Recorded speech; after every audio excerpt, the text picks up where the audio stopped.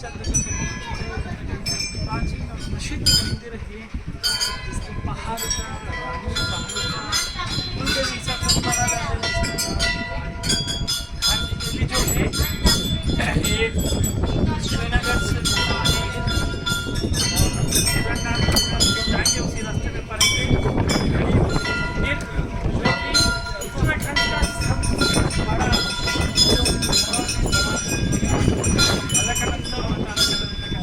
विराजमान है मंदिर।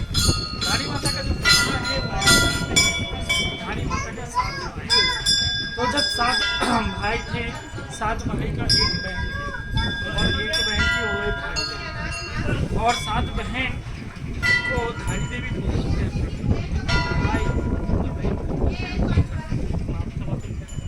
गुजरात माता पिता गुजरने के बाद भाई से ही पला बड़ा बड़े धारी देवी और उन्होंने बहन को पति जो 7 भाई ने बहन के पति तो ऐसे होते ना होते होते 5 भाई अचानक से गुजर गए और 2 भाई शादीशुदा हो रह गया। तो 2 भाई ने उनको पता था कि बचपन से कि धारी देवी का ग्रह उनका लिए सही नहीं है, तो इसलिए 5 भाई गुजर गया। तो उन्होंने क्या किया, अपना पत्नी से सलाह किया और धारी देवी को एक दिन रात को मार के उनको गला काट के और नदी में छोड़ दिया। तो बहते बहते नदी में आते हैं।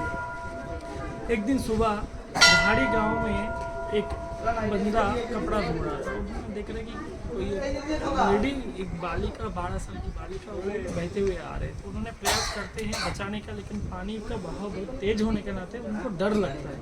तो जैसे डर लगता है उनको तो उन्होंने एक भव्य दिव्य वाणी सुनते हैं कि तू डर मत, तू जहाँ जहाँ कदम रखेगा वहाँ वहाँ सूर्य बन जाएगा। तो वही हिसाब से उन्होंने क्या किया, पाव डालते गया तो जहाँ जहाँ पाव डालते गया वहाँ वहाँ स्टेप्स बनते गया। वो स्टेप्स अभी भी कुछ साल पहले भी दिखाई देता था। अभी जो मंदिर है, मंदिर पहले यहाँ से 30 मीटर नीचे था। ये मंदिर बाढ़ के बाद 2013 का जो बाढ़ आया था उसके बाद ऊँचा किया गया। तो फिर उन्होंने जब भी जाके वो मुंडी को उठाया, उन्होंने सोचा था एक बालिका है, उन्होंने देख के चौंक गया, वो तो कोई बालिका नहीं है, वो सिर्फ एक किसी बालिका का सर है।